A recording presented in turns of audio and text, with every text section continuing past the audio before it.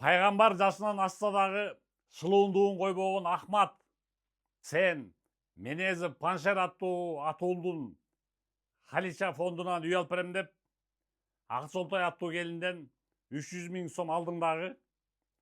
Ошо боюнча куйругуңду түйдүң. Уяттай аксакал кебетең менен ал дагы. Ахмат. Мына фотографиясын көрүп койгула, мен сүлөп бүтөр замат чыгат. А сен Ахмат. Жөн акчасын берип коюк, уктуңбу аттыбыздөй. Үйдү алып бере алган жоксуң. 300 000 сомго эмне деген үй келет? Бул изначально афера экени көрүп турат да.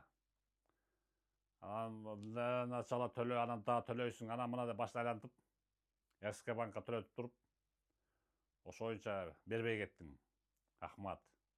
Акчаны берип койгон Аксолтой аттуу келиңе, уктуңбу? Аялдардын эле күчүн чыгарбай. Мына көрүп койгула ошол Ахмат.